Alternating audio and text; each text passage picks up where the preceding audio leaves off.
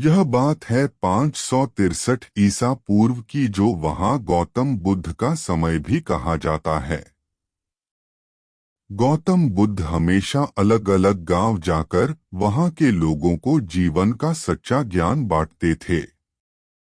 ऐसे ही किसी गांव में गौतम बुद्ध धर्म सभा लगाकर वहां के लोगों का अज्ञान दूर कर रहे थे। उसी गांव में बहुत निर्धन और दुखी आदमी रहता था, जो इस सभा के बाहर खड़ा होकर बड़े ध्यान से देखता रहता था।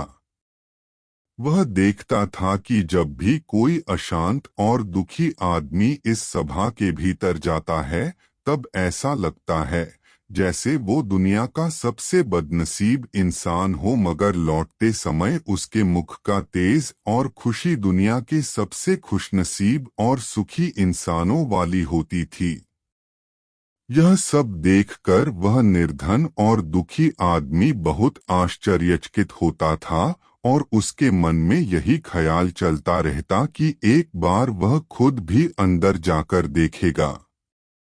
जब कई दिनों तक ऐसा होता रहा, तो उससे अब रहा नहीं गया, और वह उस सभा के भीतर जा पहुंचा इस सोच के साथ कि अपने दुख और निर्धनता का निवारण करके सुखी हो पाएगा।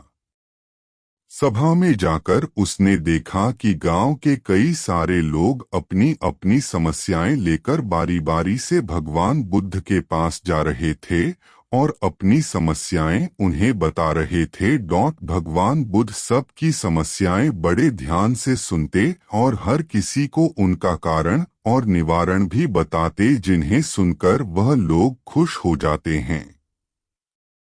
जैसे ही उस निर्धन दुखी आदमी की बारी आई, तो वह भी भगवान बुद्ध के चरणों में पहुंच गया।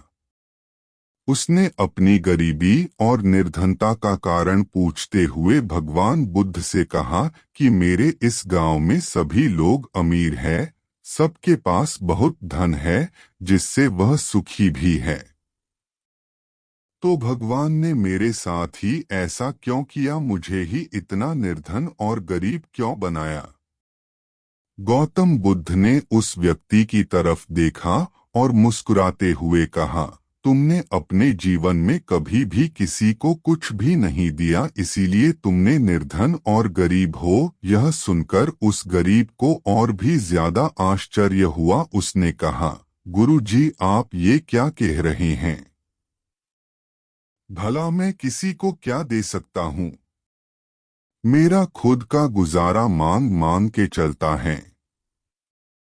उस व्यक्ति की ऐसी बात और विचार सुनकर गौतम बुद्ध ने उससे कहा, तुम सिर्फ निर्धन ही नहीं बल्कि बड़े अज्ञानी भी हो। भगवान ने तुम्हें क्या कुछ नहीं दिया है? मुस्कान दी है, जिससे तुम दूसरों की जीवन में आशा की किरणें जगा सकते हो।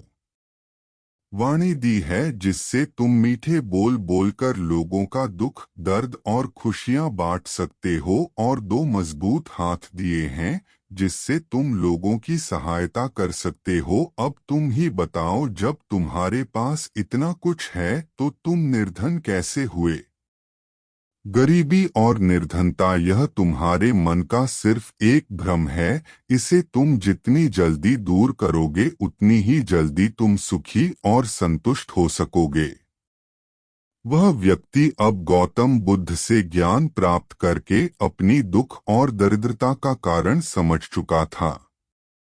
अब उसकी सोच बदल चुकी थी, तो उसके चेहरे पर भी वही चमक और सुख दिखने लगा जो वह सभा से बाहर जाते लोगों के चेहरे पर देखा करता था। दोस्तों, शुरू की दो लाइनों का अर्थ शायद आपको समझ में आया होगा। गतिशील पानी यानी वक्त के साथ बदलते सकारात्मक विचार, और स्थिर पानी यानी नकारात्मक पुरानी सोच, जो हमेशा आपको दुख और असंतुष्टि का एहसास कराती रहती है।